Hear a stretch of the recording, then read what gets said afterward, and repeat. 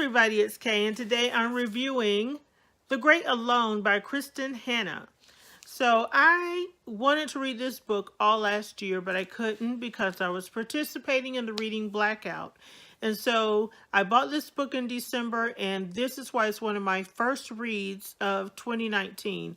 Also, I recently joined another book club. So I'm still in my original book club, but I've joined another one. And this is the first read of the year for this book club at my recommendation. So I had already read and or listened to several Kristin Hannah books in the past, and so I was familiar with her writing style and her writing skills, so I knew I wouldn't be disappointed with this book, and I wasn't. So for those of you who don't normally watch my videos, I don't give any spoilers in my videos. I don't tell you more than you can read on the jacket cover. I just tell it in my own way.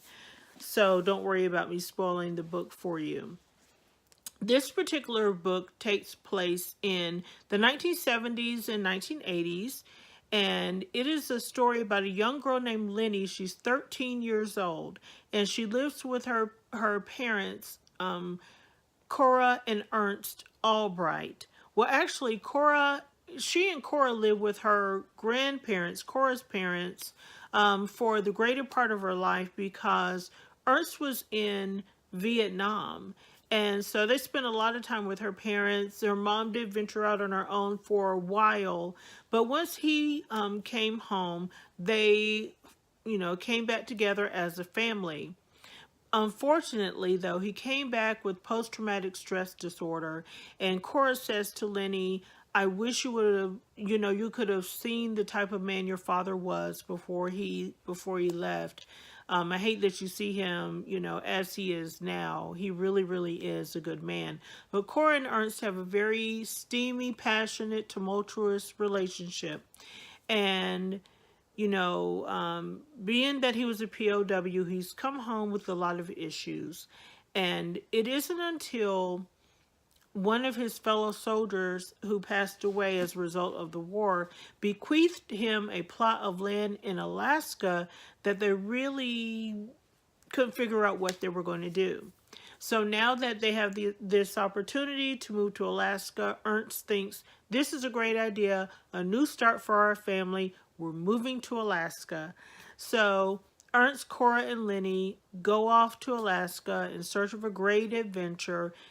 But they aren't there very long before Cora and Leni realize that moving away to an isolated wilderness area with a former POW with PTSD may not have been the best idea.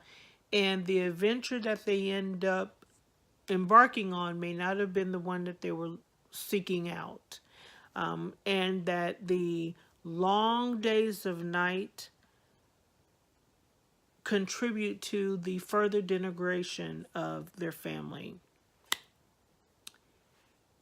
I thought she did a very good job in writing this book. I like the tone that she set in the story. I enjoyed the setting. Her writing of the setting in which they lived in Alaska I thought was very vivid and very clear and very beautiful. You could see the mountains and the ice forming on the lakes and the wilderness that surrounded them. She did an excellent job in setting. Her characters were very memorable and interesting.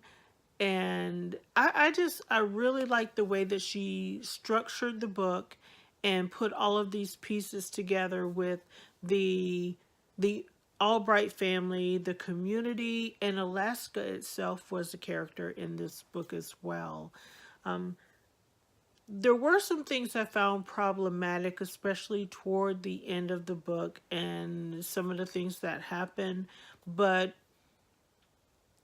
those things did not, at least for me, take away from the beauty of the story, and it didn't affect how much I enjoyed the story. I really did like it, and I think that this would be a great book for book clubs to read and discuss, and I'm looking forward to our discussion. I think we're going to have that discussion this upcoming week at work. At least I'm hoping so. But yeah, The Great Alone, Kristin Hannah. If you have not read this book, you might want to check out some of her others. Night Road is one I enjoyed. Firefly Lane, that one has a sequel, Fly Away. Honestly, I like the first book better than the second. And then The Nightingale. So many people have raved about that book, and I did like The Nightingale. A lot of people have been telling me to read her book. I think it's called Winter Gardens, so I may try to get to that one sometime later this year. But anyway, this is The Great Alone. I really did enjoy this book. Pick it up when you get the chance. And until next time, everybody, keep reading. Bye-bye.